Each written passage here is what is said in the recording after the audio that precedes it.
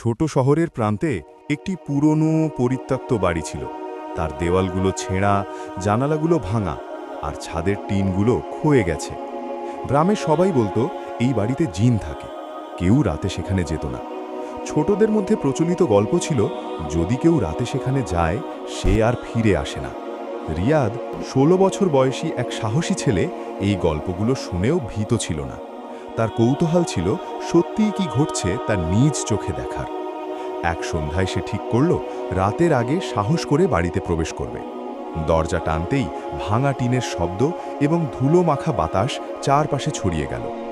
ঘরে ঢুকতেই সে অনুভব করল ঠান্ডা বাতাস, যা বাইরে থেকে আসা বাতাসের চেয়ে অনেক বেশি। ধুলো মাখা আলো ঘরে ছড়িয়ে পড়ছিল। হঠাৎ তার চোখে অদ্ভুত আলো ঝলমল করতে লাগল।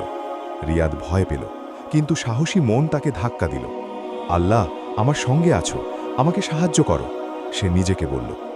অচেনা আলো এবং ধোঁয়ার মধ্যে হঠাৎ ভেসে উঠল এক অদ্ভুত আকারের জিন।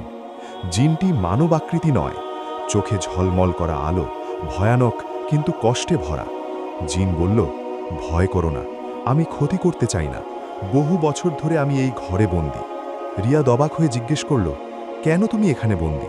আর তুমি কেন ভয়ানক দেখাচ্ছ? জিনের চোখে কষ্টের ছায়া। সে বলল, মানুষ আমাকে ভয় পায়, আর আমার পাপের কারণে আল্লাহ আমাকে শাস্তি দিয়েছে। আমি মুক্তি চাই। রিয়াদ প্রথমে ভয় পেল, কিন্তু মনে পড়ল নামাজ ও আল্লাহর সাহায্যই সবচেয়ে বড় সুরক্ষা। সে বলল, ঠিক আছে, আমি তোমাকে সাহায্য করব, তবে তুমি আর কারো ক্ষতি করবে না। জিন ধীরে ধীরে শান্ত হল।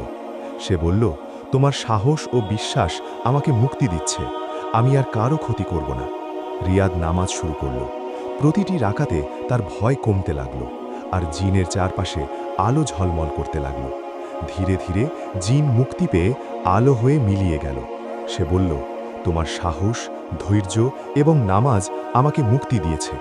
আল্লাহ তোমাকে স্বাগত করবে। রিয়াদ বুঝল, নামাজ, আল্লাহর স্মরণ এবং ভরসা সবসময় বিপদের সময় সবচেয়ে বড় শক্তি। পরদিন রিয়াদ গ্রামে ফিরে এলে সবাই অবাক হল। তারা জিজ্ঞেস করল, কি দেখেছ সেই ভয়ঙ্কর বাড়িতে? রিয়াদ বলল, সত্যি ভয় কিছু নেই। সাহস, নামাজ এবং আল্লাহর স্মরণই সবচেয়ে বড় শক্তি। গ্রামের মানুষরা অনুপ্রাণিত হল। আর কেউ ভয় পেয়ে সেই বাড়ি দেখত না, বরং শিখল ভয়ই সবচেয়ে ছোট, আল্লাহর সঙ্গে ভরসা সবচেয়ে বড়। শেষ শিক্ষা, ভয় কোনো শক্তির চেয়ে বড় নয়। আল্লাহর ওপর ভরসা, নামাজ এবং সাহসের মাধ্যমে বিপদকে জয় করা সম্ভব।